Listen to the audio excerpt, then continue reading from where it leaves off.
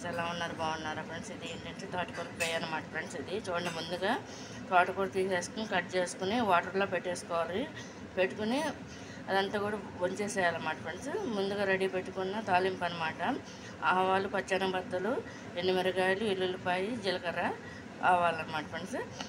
సరిపడా ఆయిల్ పోసేసుకుని అందులో తాలింపు వేసుకుని ముందుగా ఏంటంటే తోటకూర కట్ చేసి పెట్టుకున్నది దాంట్లో వేసేసుకోవాలన్నమాట. ఆయిల్లో కుక్ అయిన తర్వాత దీంట్లో ఏంటంటే పసుపు, కారం, ఉప్పు అన్నీ వేసేసుకోవాలన్నమాట ఫ్రెండ్స్. ఇది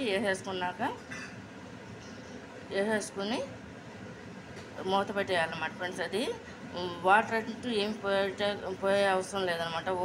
దీంట్లో ఉన్న వాటర్ వస్తుంది కదా ఫ్రెండ్స్, అది దాంతో అది ఎగిరిపోయి ఈ విధంగా ఫ్రైలా అవుద్ది అనమాట. ఇది హెల్త్కి చాలా మంచిది అనమాట ఫ్రెండ్స్. ఇది తోటకూర ఫ్రై, బ్లడ్ కూడా బాగా పడుతుంది.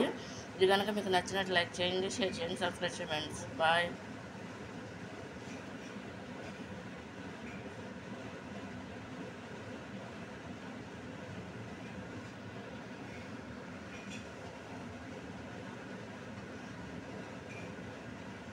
ఇదిగా ఓన్లీ తోటకూర ఫ్రై అనమాట ఫ్రెండ్స్. ఇది ఇందులో ఓన్లీ ఆయిల్ మీద ఫ్రై అనమాట. ఇది ఇంకా వాటర్ అంటూ ఏం లేదు. మనం సాల్ట్ ఉప్పు వేస్తాం కదా, ఉప్పు గల్లీలు, దానికి కరిగి వాటర్ వస్తుంది కదా, దాంతో అది ఎగిరిపోద్ది కాబట్టి మనం వాటర్ అయితే పోయాల్సిన అవసరం అయితే లేదనమాట దీనికి. ఇది ఈ విధంగా ఫ్రై అవుద్ది అనమాట ఫ్రెండ్స్.